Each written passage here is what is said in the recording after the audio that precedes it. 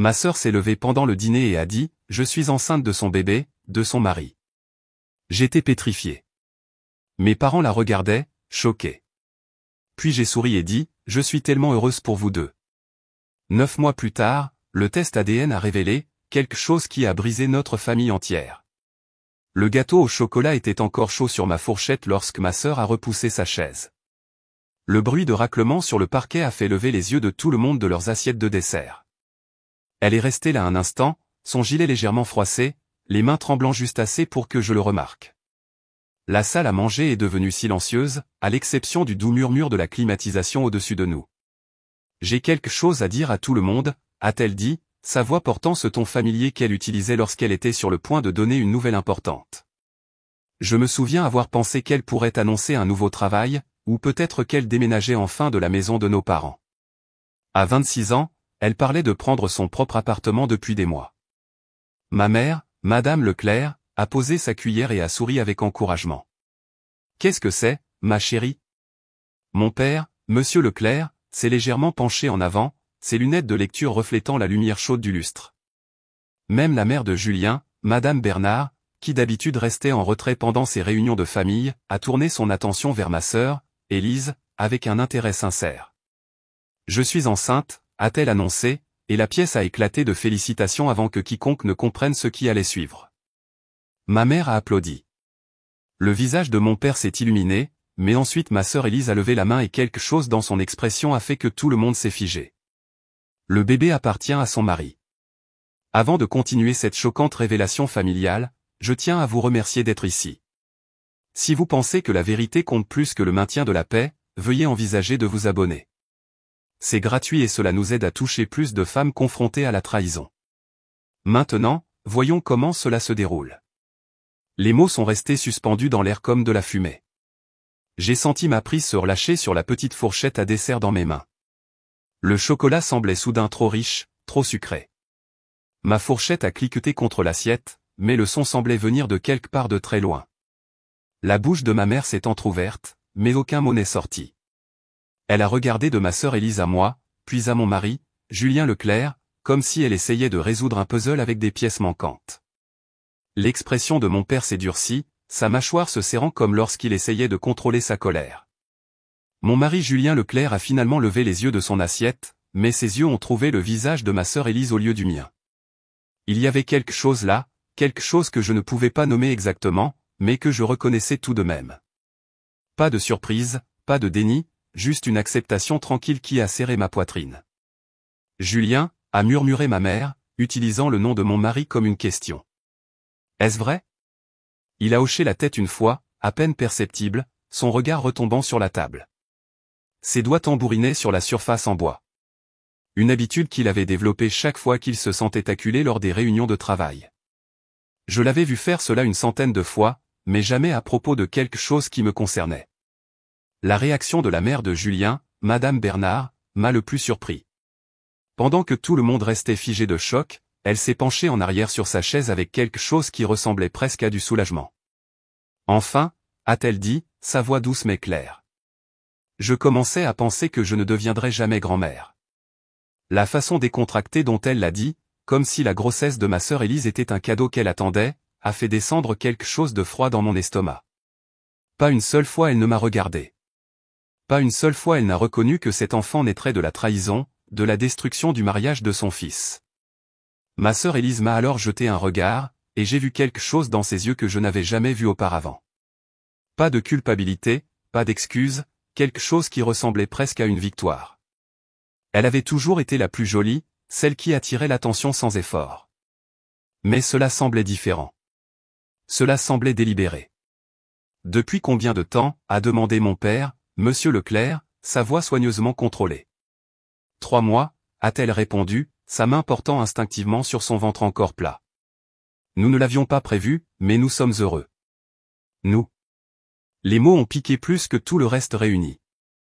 Elle avait déjà créé une unité, une famille qui ne m'incluait pas. Mon mari Julien Leclerc et ma sœur Élise étaient devenus un « nous ». Pendant que j'étais assise à la même table, invisible. Ma mère a finalement trouvé sa voix. « Élise, comment as-tu pu » a-t-elle commencé, mais ma sœur Élise l'a interrompue. « Maman, l'amour ne suit pas les règles. Parfois, ces choses arrivent. L'amour. Elle appelait ça de l'amour. Comme si ce mot pouvait en quelque sorte rendre l'adultère acceptable. Comme s'il pouvait effacer le fait qu'elle avait systématiquement détruit le mariage de sa propre sœur et qu'elle en était fière. J'ai réalisé que tout le monde attendait de moi que je réagisse, que je crie, que je pleure, que je jette quelque chose. Le silence s'est étiré plus longtemps, devenant inconfortable pour tout le monde sauf pour moi. À ce moment-là, je me suis senti étrangement calme, comme si je regardais cette scène se dérouler pour quelqu'un d'autre. Puis j'ai souri. Ce n'était pas un sourire sincère, mais il était parfait, poli, composé, le genre de sourire que j'avais perfectionné dans les situations sociales lorsque j'avais besoin de cacher ce que je pensais vraiment. J'ai vu l'expression confiante de ma sœur Élise vaciller légèrement. La confusion traversant ses traits. Félicitations, ai-je dit, ma voix stable. Je suis tellement heureuse pour vous deux. Ma mère me regardait comme si j'avais parlé dans une langue étrangère. Les sourcils de mon père se sont rapprochés de préoccupation. Même mon mari Julien Leclerc a levé les yeux, s'attendant probablement à de la colère ou des larmes, mais j'ai continué de sourire, j'ai gardé mes mains croisées sur mes genoux, j'ai gardé ma voix égale. Quand est-ce que vous accouchez ? Ma sœur Élise a cligné des yeux, manifestement décontenancée par ma réaction. Décembre, a-t-elle dit avec hésitation. Un bébé d'hiver. Comme c'est merveilleux.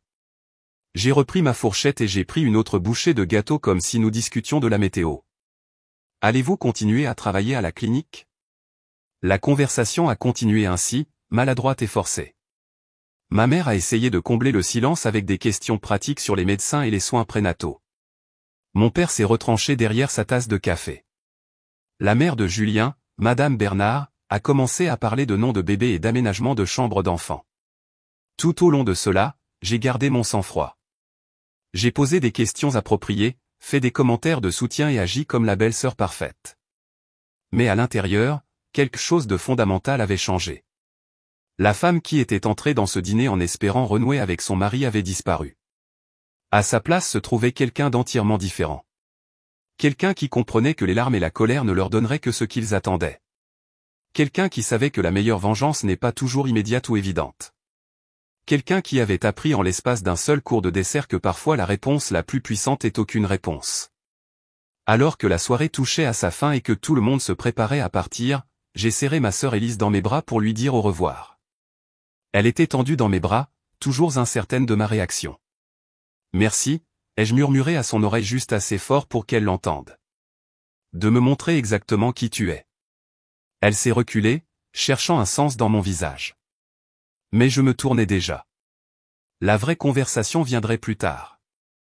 Beaucoup plus tard, quand je serais prête et quand cela importerait le plus. Cette nuit-là, alors que je me couchais, écoutant la respiration prudente de mon mari Julien Leclerc à côté de moi, j'ai pris une décision. Je ne serai pas la femme qui crie, le cœur brisé. Je ne serai pas la victime de cette histoire. Je serai quelque chose de beaucoup plus dangereux. Je serai patiente. Le gâteau au chocolat avait été délicieux, mais ce serait la dernière chose sucrée que je goûterais pendant très longtemps. Désormais, tout aurait l'amertume de la trahison, et j'utiliserais cette amertume pour alimenter quelque chose qu'il ne verrait jamais venir. Mon sourire dans l'obscurité n'était plus poli. Il planifiait. Les 3 premiers jours sont passés sans un seul appel téléphonique. J'arrêtais pas de regarder mon téléphone portable, attendant que quelqu'un me contacte pour demander comment j'allais après la révélation du dîner, mais l'écran restait noir. Mes parents, qui appelaient normalement tous les jours juste pour bavarder, se sont soudainement tus. Mon amie la plus proche, Chloé Martin, qui me textèrent normalement des pensées aléatoires tout au long de la journée, semblait avoir oublié mon existence. Julien Leclerc a commencé à partir au travail 1 heure plus tôt que d'habitude. Il se douchait tranquillement, s'habillait dans le dressing et sortait pendant que je prétendais dormir. Quand il rentrait, c'était toujours après 21 heures avec une excuse sur des réunions clients ou des dossiers à traiter. Il réchauffait des restes, mangeait debout au comptoir de la cuisine et marmonnait quelque chose sur la fatigue avant de disparaître dans la chambre d'amis. La 3e nuit, je l'ai entendu au téléphone à travers le mur fin. Sa voix était douce, prudente, la façon dont il me parlait quand nous étions en couple. « Comment te sens-tu aujourd'hui » a-t-il demandé à quelqu'un. « As-tu pensé à prendre tes vitamines ?» La tendresse dans son ton m'a retourné l'estomac. Il ne m'avait jamais demandé de vitamines, pas même quand j'avais eu la grippe l'hiver dernier. Élise l'appelait tous les matins à 7h30 précise. Je le savais parce que son téléphone sonnait sur la table de nuit et que je pouvais voir son nom éclairer l'écran. Il le prenait rapidement et sortait sur le balcon pour être à l'abri des regards. À travers les portes vitrées, je le regardais faire les 100 pas, riant parfois à quelque chose qu'elle disait. Une fois, je l'ai vu se toucher la poitrine là où se trouvait son cœur, le geste si intime qu'il ressemblait à regarder quelque chose que je ne devrais pas voir. La mère de Julien, Madame Bernard, est arrivée jeudi avec des sacs de courses de Monoprix. Elle n'a pas frappé, s'est juste servi de sa clé de secours et a appelé joyeusement en entrant. J'ai trouvé les tenues les plus adorables, a-t-elle annoncé, étalant de petits vêtements sur ma table basse, des bodys jaunes avec des canards dessinés, un pull miniature avec des chaussons assortis, une couverture douce avec des oursons brodés sur les bords. N'est-ce pas précieux, a-t-elle gazouillé, levant une barboteuse taille nouveau-né. Je n'ai pas pu résister. Le bébé aura besoin de tellement de choses. Elle parlait de la grossesse comme d'une fête de famille, pas de la destruction du mariage de son fils. Son excitation semblait sincère, non diluée par la honte ou la culpabilité. Dans son esprit, Élise lui donnait ce que je n'avais pas réussi à fournir. Un petit enfant, un héritage, un but. J'ai déjà commencé à convertir la chambre d'amis à l'étage, a-t-elle continué, pliant les vêtements avec une précision exercée. Julien a mentionné que vous deux n'utilisiez pas ça pour quelque chose d'important de toute façon. Ce sera une chambre d'enfant parfaite une fois que le bébé sera arrivé. La façon décontractée dont elle m'a effacé de l'équation m'a piqué plus que je ne m'y attendais. Mes fournitures d'art vivaient dans cette pièce. Mon chevalet, mes toiles, le tableau sur lequel je travaillais depuis des mois. Mais apparemment, mon espace créatif n'était pas assez important pour être préservé. Je l'ai regardé arranger les vêtements de bébé en pile nette. Ses mouvements étaient efficaces et déterminés. Elle avait déjà réorganisé mentalement ma maison, planifié mon avenir et m'avait complètement effacé de l'histoire. J'étais juste un détail gênant, quelque chose à contourner plutôt qu'à prendre en compte. As-tu pensé à retourner vivre chez tes parents, a-t-elle demandé soudainement, sans lever les yeux de son organisation. Ce serait peut-être plus facile pour tout le monde. Moins gênant, tu sais. La suggestion m'a frappé comme de l'eau froide. Elle voulait que je parte. Pas seulement émotionnellement distante ou acceptant la situation, mais physiquement retirée de l'image. Dans son monde parfait, Julien Leclerc et Élise élèveraient leur enfant dans ma maison, entourés de mes meubles, dormant dans mon lit. Je me suis excusé et suis monté à l'étage, la laissant à son exposition de course. Dans la salle de bain, j'ai éclaboussé de l'eau froide sur mon visage et j'ai fixé mon reflet. La femme qui me regardait semblait plus petite, d'une certaine manière effacée sur les bords. Quand étais-je devenu si facile à ignorer? Ce soir-là, j'ai décidé de tester quelque chose. J'ai préparé le dîner préféré de Julien Leclerc. Saumon grillé au beurre citronné, asperges rôties et purée de pommes de terre à l'ail. J'ai mis la table avec notre vaisselle de mariage, allumé des bougies, et même mis la robe qu'il m'avait achetée pour notre premier anniversaire. Il est entré à 21h15, a vu la mise en place et s'est figé. Pourquoi tout ça? Je pensais que nous pourrions parler, ai-je dit, gardant ma voix neutre. De nous, de tout ça? Il s'est mal à l'aise, vérifiant son téléphone 2 fois pendant ma phrase. Écoute, Chloé Martin, je suis vraiment fatigué ce soir. On remet ça à une autre fois. Chloé Martin, il m'a appelé Chloé Martin. Le nom de mon amie. La même amie qui ne m'avait pas contacté depuis le dîner. La même amie qui, je me suis soudainement rendu compte, avait été inhabituellement silencieuse concernant mes problèmes de mariage ces derniers temps. Tu viens de m'appeler Chloé Martin, ai-je demandé. Son visage est devenu rouge. Non, a-t-il dit. Je veux dire. Il a cherché ses mots, puis a abandonné. Je vais me coucher. Après son départ, je me suis assise seule à la table soigneusement mise, fixant la nourriture intacte. Les bougies se sont consumées jusqu'au moignon pendant que je traitais ce qui venait de se passer. Ce n'était pas seulement Élise.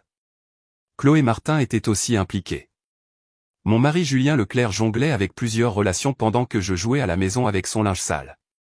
J'ai éteint les bougies et j'ai commencé à débarrasser la table. Dans la cuisine, en raclant le saumon non mangé dans l'évier, j'ai trouvé un reçu coincé derrière la cafetière. Déjeuner pour 2 chez Luigi, notre restaurant d'anniversaire. La date était hier.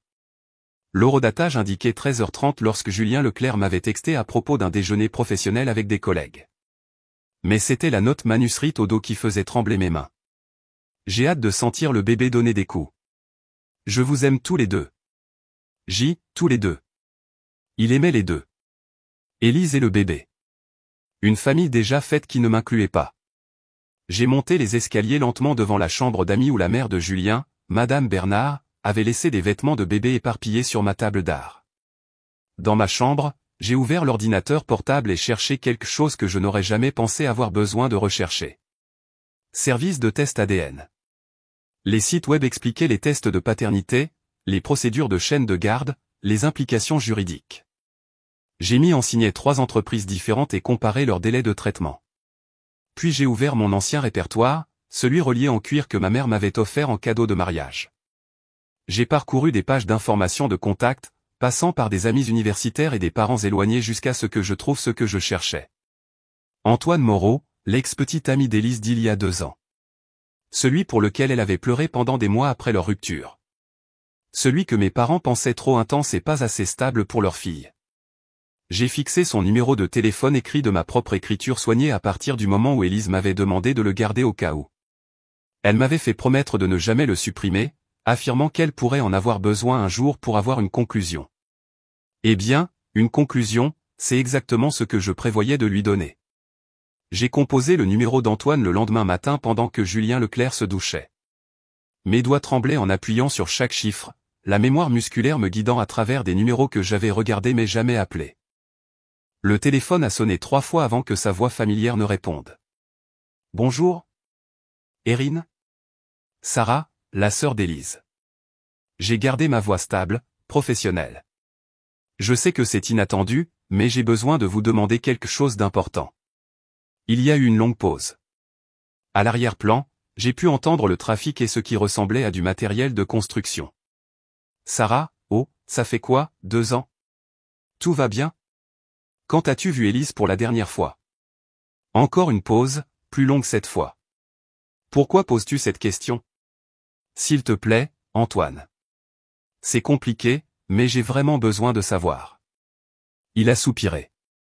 Nous nous sommes croisés il y a environ 4 mois dans ce café de la rue de la Paix. Il semblait différent, plus heureux, je suppose. Nous avons parlé pendant peut-être 20 minutes. Pourquoi? Il y a 4 mois. Juste au moment où Élise prétendait que l'affaire avec Julien Leclerc avait commencé. Mais si elle était enceinte de 3 mois maintenant, le moment ne correspondait pas. J'ai remercié Antoine et raccroché, mon esprit courant avec des possibilités que je ne voulais pas considérer. J'ai passé le reste de la semaine à devenir une détective dans ma propre vie. Pendant que Julien Leclerc était au travail, j'ai parcouru notre calendrier partagé, en faisant correspondre ses voyages d'affaires avec les publications d'Élise sur les réseaux sociaux. Julien Leclerc était à Lyon pour une conférence de 3 jours début février. Pendant ces mêmes dates, Élise avait posté des photos de vacances à la mer avec des amis. Pourtant, elle avait dit à tout le monde au dîner que ces jours de février étaient le moment où leur relation s'était approfondie. Son Instagram racontait une histoire différente de son annonce de grossesse. J'ai fait défiler des mois de publications, capturant des horodatages et des lieux. Il y avait des photos d'elle lors de dégustation de vin en janvier tenant de grands verres avec des légendes sur le fait de se faire plaisir. Des photos d'un voyage au ski en décembre où elle buvait clairement de la bière avec des amis. Si elle était enceinte de 3 mois maintenant, elle aurait bu de l'alcool pendant tout son premier trimestre. Mais c'est la photo de la Saint-Valentin qui m'a arrêté net. Élise dans un restaurant romantique se tenant la main à travers la table avec quelqu'un dont le visage était partiellement caché par la lumière des bougies. L'homme portait la montre argentée distinctive d'Antoine, celle avec la lunette rayée qu'il portait tous les jours quand ils étaient en couple. J'ai zoomé sur l'image jusqu'à ce que les pixels soient flous, mais j'étais certaine. Ce week-end-là, j'ai suggéré à Julien Leclerc et moi de rendre visite à Élise pour prendre de ses nouvelles et commencer à être plus soutenant. Il a semblé surpris par mon intérêt soudain, mais a accepté. J'ai emballé un sac cadeau avec des tisanes et une belle tasse en céramique que j'avais achetée spécifiquement à cet effet. L'appartement d'Élise était différent, plus rangé. Elle avait toujours été désordonnée, laissant la vaisselle dans l'évier et les vêtements drapés sur les meubles. Mais maintenant tout était organisé, presque clinique. Des magazines de grossesse étaient soigneusement empilés sur la table basse à côté de bouteilles de vitamines prénatales qui semblaient intouchées. tu as l'air merveilleuse, lui ai-je dit, en étudiant attentivement son visage. Elle avait l'air différente, mais pas de la manière dont les femmes enceintes le font habituellement. Elle semblait nerveuse, agitée. Ses yeux passaient de Julien Leclerc à moi comme si elle calculait quelque chose. « Merci pour le service à thé », a-t-elle dit, en déballant mon cadeau. « C'est magnifique. Je pensais que tu aimerais avoir quelque chose de spécial pour ta routine matinale, » ai-je répondu, en regardant comment elle examinait chaque pièce. « Veux-tu que je te prépare du thé maintenant ? Tu devrais rester hydraté. » Elle a accepté et je me suis occupé dans sa cuisine, prenant délibérément mon temps. Quand je suis revenu avec la tasse fumante, nous avons discuté des rendez-vous chez le médecin et des préparatifs de bébé. Élise tenait la tasse soigneusement, sirotant la camomille infusée assez fort pour masquer tout arrière-goût. « As-tu pensé à le dire à Antoine ?» ai-je demandé distraitement, en notant comment sa main s'était figée à mi-chemin de ses lèvres.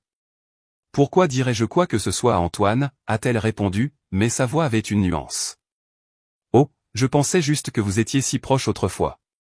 Ne mérite-t-il pas de savoir que tu es heureuse ?» Julien Leclerc a semblé confus par la direction de notre conversation, mais le visage d'Élise est devenu pâle. Elle a posé la tasse avec des mains tremblantes et s'est excusée pour aller à la salle de bain.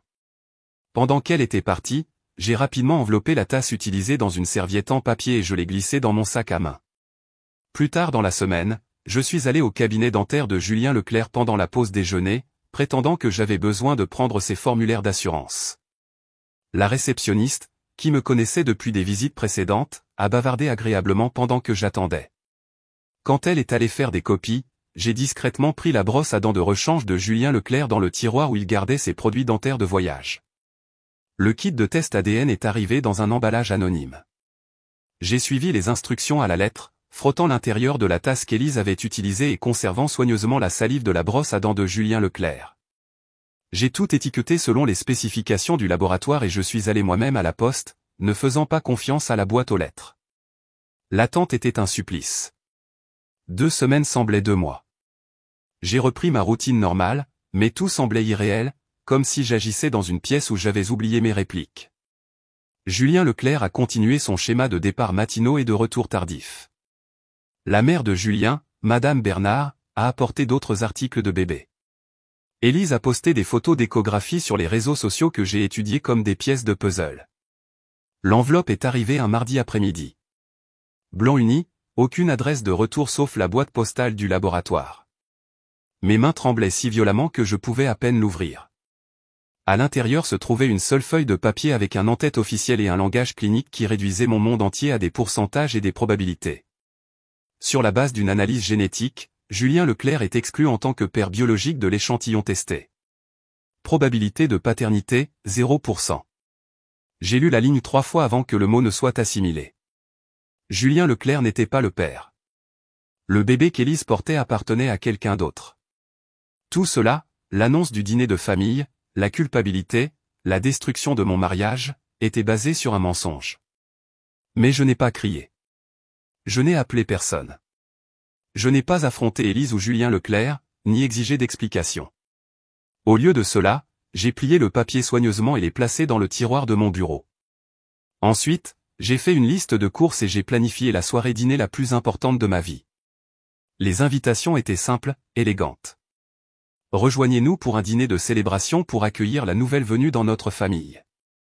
Je les ai livrées en main propre à mes parents, en ai posté une à la mère de Julien, Madame Bernard, et je suis allé personnellement à l'adresse actuelle d'Antoine Moreau pour en glisser une sous sa porte. En bas de chaque invitation, j'ai ajouté une note manuscrite.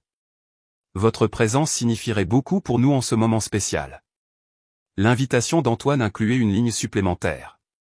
Il y a quelque chose d'important que tu dois savoir. La scène était prête. La vérité était prête à faire ses débuts. Et pour la première fois depuis des semaines, je me sentais vraiment excité par quelque chose. Le samedi soir est arrivé avec une sorte d'air d'automne frais qui rendait tout plus net, plus défini. J'ai passé toute la journée à me préparer, à me déplacer dans ma cuisine avec une précision que je n'avais jamais ressentie auparavant.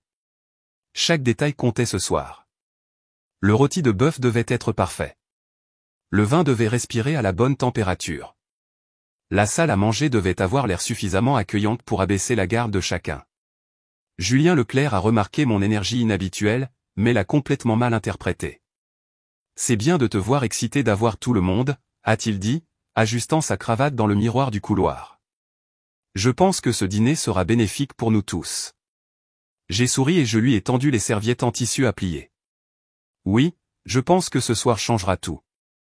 Mes parents, monsieur et madame Leclerc, sont arrivés les premiers. Ma mère portant un bouquet de roses jaunes et mon père tenant une bouteille de champagne.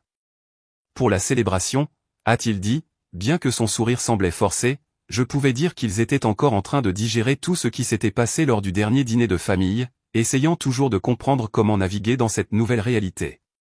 La mère de Julien, madame Bernard, est entrée 15 minutes plus tard avec une boîte à bijoux sous le bras. J'ai apporté quelque chose de spécial, a-t-elle annoncé, l'ouvrant pour révéler une délicate chevillère en argent avec de minuscules clochettes. C'était Julien quand il était bébé. Je le gardais pour mon premier petit enfant. La possessivité décontractée dans sa voix m'a fait serrer la mâchoire, mais j'ai gardé mon sang-froid. Comme c'est gentil de votre part d'apporter des héritages familiaux, ai-je dit, en prenant la boîte de ses mains. Je suis sûr que le bébé le chérira un jour. Élise et Julien Leclerc sont entrés ensemble, et j'ai immédiatement remarqué à quel point ils étaient devenus confortables l'un avec l'autre. Elle avait la main sur son bras lorsqu'ils sont entrés, et il la guidait vers la chaise la plus confortable sans qu'on le lui demande. Ils bougeaient comme un couple qui était ensemble depuis des années, pas deux personnes prises dans une liaison scandaleuse. « Tu es radieuse », a dit ma mère à Élise. Et c'était vrai. Ma sœur Élise rayonnait pratiquement de satisfaction. Elle portait une robe flottante qui accentuait son ventre encore petit, et elle gardait une main posée protectrice sur son ventre. Chaque geste semblait calculé pour rappeler à chacun sa condition, la vie précieuse qu'elle portait. La conversation du dîner s'est déroulée étonnamment bien. Nous avons parlé de noms de bébés et de thèmes de chambre d'enfants. Mon père monsieur Leclerc a partagé des histoires de quand Élise et moi étions enfants. La mère de Julien, madame Bernard, a discuté de ses projets pour gâter son petit enfant. Tout au long de cela, j'ai joué la parfaite hôtesse, remplissant les verres de vin et orientant les conversations loin des silences gênants. J'ai servi la soupe avec des mains stables, bien qu'à l'intérieur je me sentisse vibrer d'énergie nerveuse. Tout le monde a complimenté le potage au potiron, et j'ai accepté gracieusement leurs éloges tout en comptant mentalement les minutes jusqu'au dessert. Le plat principal est arrivé et est parti. Ma mère m'a aidé à débarrasser les assiettes pendant que les hommes discutaient de football. Élise s'est excusée pour aller à la salle de bain 2 fois, chaque fois revenant avec l'attention inquiète de Julien Leclerc. « Tu te sens bien ?» lui a-t-il demandé après son second passage. « Peut-être que tu devrais t'allonger. »« Je vais bien » l'a-t-elle assuré. Mais j'ai surpris le rapide coup d'œil qu'elle a lancé vers la porte d'entrée. Elle était nerveuse à propos de quelque chose, bien qu'elle le cachait bien. Alors que j'apportais les assiettes de dessert, la sonnette a retenti. La table entière est devenue silencieuse. Julien Leclerc a vérifié sa montre, fronçant les sourcils. Est-ce que nous attendons quelqu'un d'autre? En fait, oui, ai-je dit, en posant le plateau de dessert et en lissant ma robe. J'ai invité un autre invité. Je pensais que ce serait bien d'avoir toute la famille réunie. J'ai ouvert la porte d'entrée pour trouver Antoine Moreau debout sur mon porche, vêtu d'un costume marine avec une cravate bordeaux. Il s'était fait couper les cheveux depuis la dernière fois que je l'avais vu, et il avait l'air nerveux mais déterminé. Dans sa main, il tenait un petit sac cadeau avec du papier de soie qui dépassait du dessus. « Antoine » ai-je dit chaleureusement, assez fort pour que tout le monde dans la salle à manger l'entende. « Merci beaucoup d'être venu. Entrez, s'il vous plaît. » Le silence de la salle à manger était assourdissant. J'ai conduit Antoine à travers le couloir, regardant toutes les têtes se tourner vers nous. Mes parents avaient l'air confus. La mère de Julien, madame Bernard, semblait agacée par l'interruption.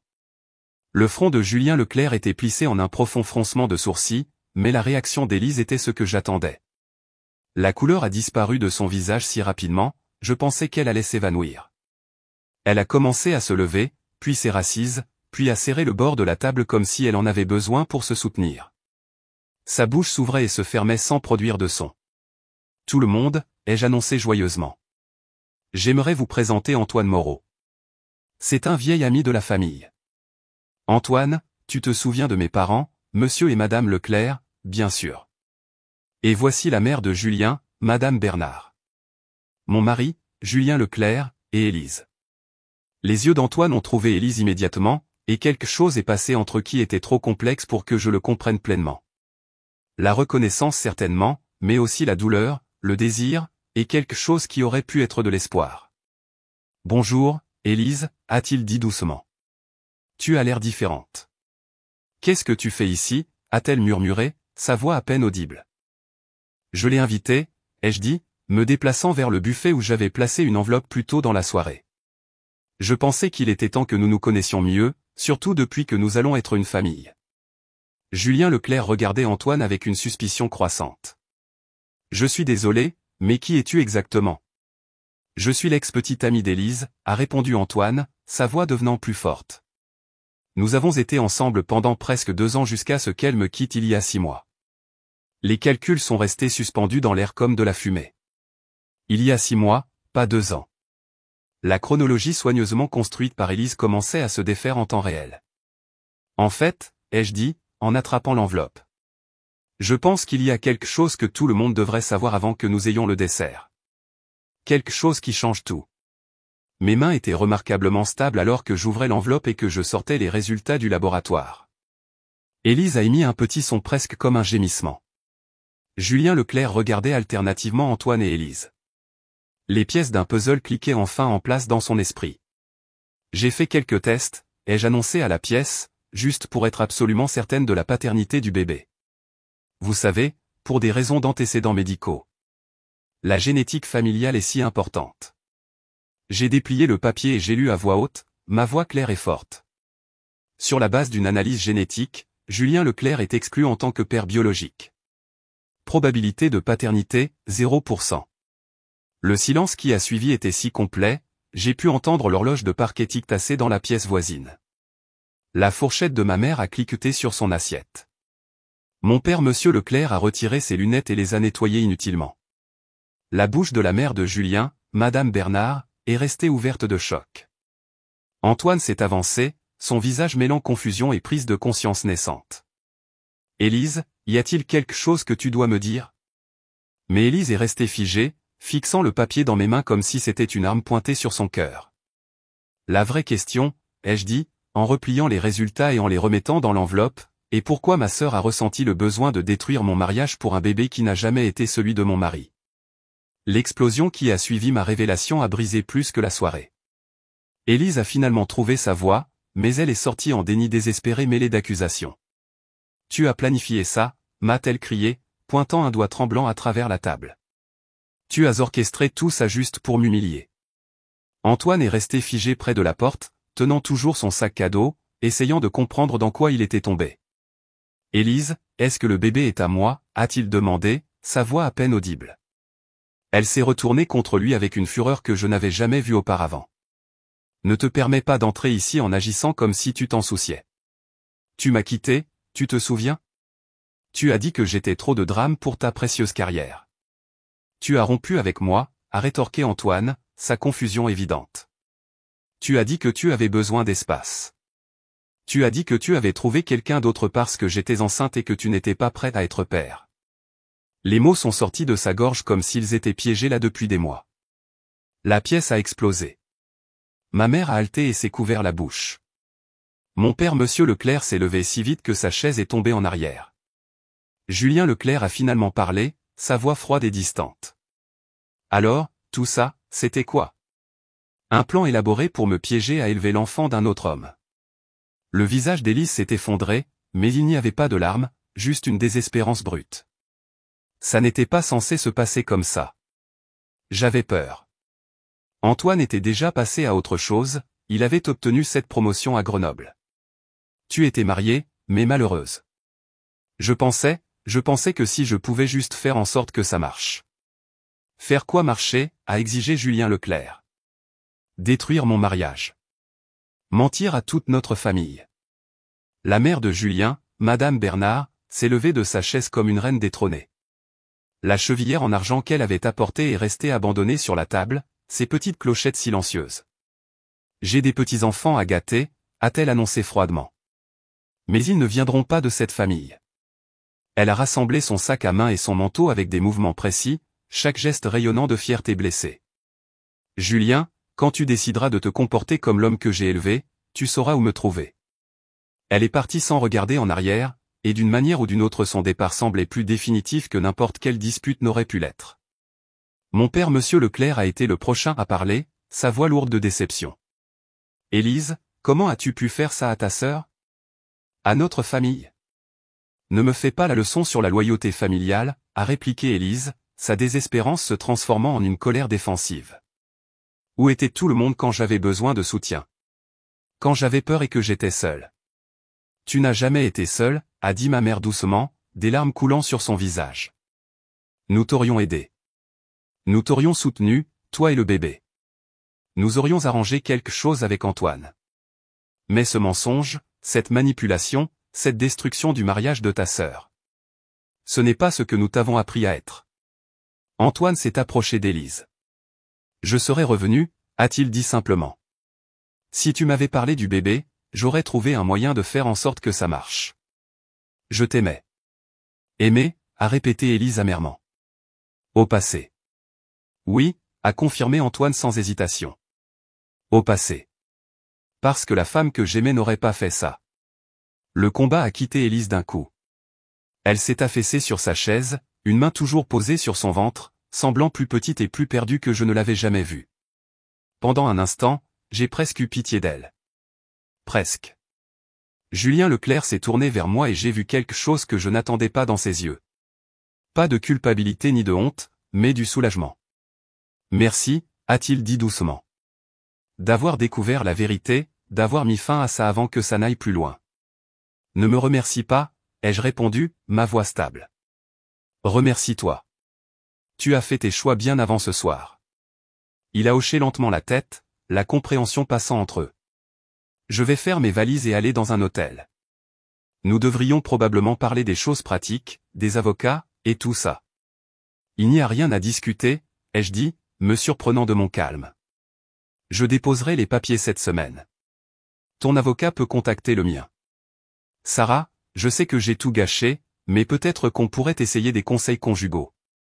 Même si le bébé avait été le tien, les jeux interrompus. J'en aurais quand même fini. Ce n'est pas Élise ou la grossesse. Il s'agit de qui tu as choisi d'être quand tu pensais que personne ne regardait. Cela l'a complètement réduit au silence. Mes parents, Monsieur et Madame Leclerc, ont rassemblé leurs affaires tranquillement, ma mère s'arrêtant pour m'embrasser le front. Nous sommes fiers de toi, a-t-elle murmuré. D'avoir géré ça avec tant de grâce. Mon père Monsieur Leclerc m'a serré l'épaule. Tu resteras forte. Tu l'as toujours été. Après leur départ, il ne restait plus que Élise, Antoine Moreau, Julien Leclerc, et moi dans ma salle à manger, entouré des restes de ce qui était censé être un dîner de célébration. Le silence s'est étiré jusqu'à ce qu'Antoine Moreau prenne enfin la parole. J'ai besoin de connaître la santé du bébé, a-t-il dit à Élise. Les antécédents familiaux, les soins prénataux, tout. Ça change aussi les choses pour moi. Élise a hoché la tête muettement, comprenant enfin que sa tromperie élaborée ne lui avait rien rapporté et lui avait tout coûté. Julien Leclerc a disparu à l'étage et est revenu avec une valise faite à la hâte. Il s'est arrêté à la porte d'entrée, me regardant une dernière fois. Je suis désolé, a-t-il dit, pour tout ça. Je sais que tu le hais, ai-je répondu. Mais désolé ne répare rien. Ça te fait juste te sentir mieux de t'en aller. Après son départ, Antoine Moreau a aidé Élise à monter dans sa voiture. Je l'ai regardé de la fenêtre alors qu'ils se tenaient à parler dans mon allée pendant près de 20 minutes. Leur langage corporel racontait toute l'histoire. Sa distance prudente, ses gestes suppliants, son dernier signe de tête avant de monter dans sa propre voiture. J'ai passé le reste de la soirée à nettoyer seul, à laver la vaisselle, à plier les serviettes et à ranger la belle vaisselle. La maison semblait différente déjà, plus légère d'une certaine manière, malgré tout ce qui s'était passé. Pour la première fois depuis des mois, je n'attendais pas la chute de l'autre chaussure. La vérité était sortie, les mensonges étaient exposés, et quoi qu'il advienne ensuite, ce serait construit sur des bases solides. Le silence qui s'est installé dans ma maison cette nuit-là n'était pas le silence étouffant des secrets. C'était le silence paisible de la vérité enfin dite, des masques enfin retirés, d'une femme enfin libre de respirer dans sa propre maison. Je me suis servi un verre de vin et je me suis assise dans mon fauteuil préféré, regardant autour de moi l'espace qui était à nouveau entièrement le mien. Demain apporterait avocat, papier et conversation difficile. Mais ce soir, Pour la première fois depuis plus longtemps que je ne pouvais me le rappeler, je me sentais moi-même à nouveau. Le premier matin où je me suis réveillé seul dans ma maison a ressemblé à une sortie de l'eau. Pas de pas pressés dans le couloir. Pas de douche qui coule pendant que je faisais du café. Pas de pas prudent pour éviter l'humeur de quelqu'un d'autre. Juste le silence et la possibilité s'étendant devant moi comme une toile vierge. J'ai préparé le petit déjeuner pour une personne. Brouillé avec des herbes fraîches du jardin que j'avais négligées pendant des mois. Pendant que je mangeais au comptoir de la cuisine, encore en pyjama à 9 heures du matin, j'ai réalisé que je ne me souvenais pas de la dernière fois où j'avais fait quelque chose d'aussi simple sans vérifier l'heure ou m'inquiéter de l'emploi du temps de quelqu'un d'autre. Les papiers du divorce étaient étonnamment simples. L'avocat de Julien Leclerc était efficace et professionnel, désireux de régler les choses rapidement. Il n'y a eu ni combat pour les biens ou les actifs, ni négociations amères. Julien Leclerc a gardé sa voiture et son compte de retraite. J'ai gardé la maison et tout ce qu'elle contenait. Nous avons divisé nos économies communes en deux et nous nous sommes séparés. 3 semaines après la soirée, je me suis retrouvé assise dans ma salle d'art, l'espace que la mère de Julien, Madame Bernard, avait voulu convertir en chambre d'enfant. Je l'avais complètement récupéré, installant mon chevalet près de la fenêtre où la lumière du matin était la meilleure. Mes doigts semblaient maladroits au début, rouillés par des mois de négligence, mais la mémoire musculaire a repris le dessus alors que je mélangeais les couleurs sur ma palette. Je ne peignais rien de spécifique, laissant juste le pinceau bouger sur la toile dans la direction qui me semblait juste. Le bleu a cédé la place au vert, puis au violet, puis au jaune. Des couleurs que je ne m'étais pas autorisé à utiliser quand tout dans ma vie semblait gris. C'est là que j'ai commencé à écrire. Pas parce que j'avais un grand plan ou un message à partager, mais parce que les pensées dans ma tête avaient besoin d'un endroit où aller. J'ai créé un blog anonyme appelé « Second Chance » et j'ai écrit sur les petites découvertes que je faisais chaque jour. Ce que ça faisait de préparer le dîner sans s'inquiéter si quelqu'un d'autre l'aimerait. Ce que ça faisait de regarder ce que je voulais à la télévision. Ce que ça faisait d'aller se coucher quand j'étais fatigué au lieu de rester éveillé à attendre quelqu'un qui ne rentrerait peut-être pas. Les réponses m'ont surprise. Des femmes de toute la France ont commencé à commenter, partageant leurs propres histoires de trahison et de reconstruction. Certaines traversaient des divorces. D'autres avaient survécu à des affaires. Quelques-unes faisaient face à des trahisons familiales qui rendaient ma situation simple en comparaison. « Tu es tellement courageuse », a écrit une femme. « J'aimerais avoir ta force. » Mais je ne me sentais pas courageuse. Je me sentais comme si je trébuchais chaque jour, trouvant les choses au fur et à mesure. La force semblait un mot trop grand pour ce que je faisais.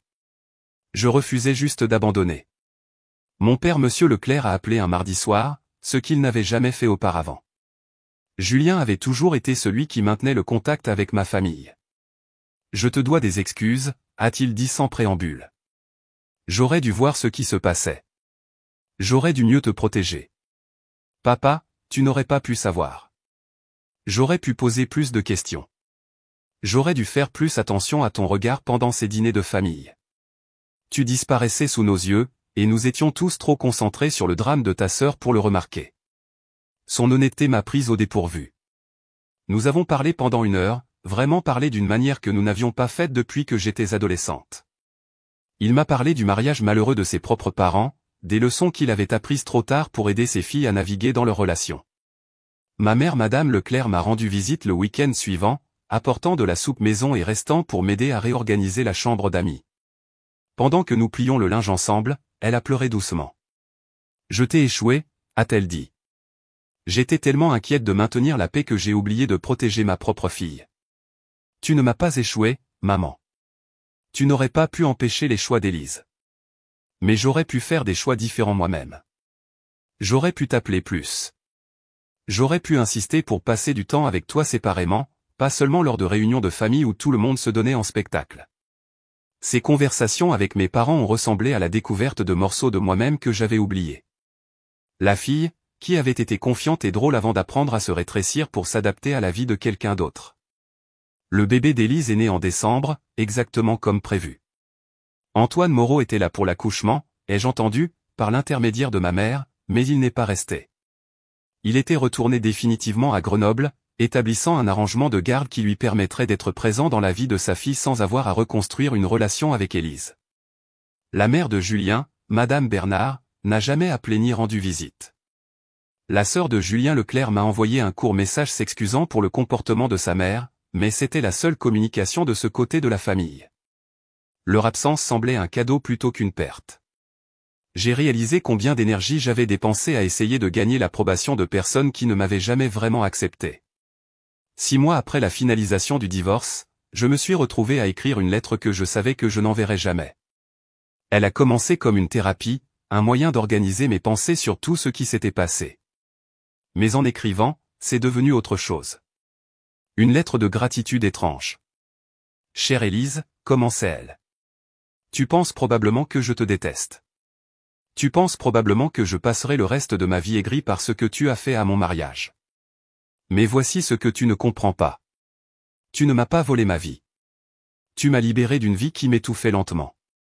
J'ai écrit sur la façon dont mon mariage échouait bien avant qu'elle ne s'en mêle. Comment Julien Leclerc et moi avions fait semblant pendant des mois, peut-être plus. Comment j'avais été tellement concentré sur le fait d'être la femme parfaite que j'avais oublié qui j'étais sous tous ces efforts. Tu m'as montré ce que valait vraiment pour mon mari, ai-je continué. Tu m'as montré ce que valait pour sa famille.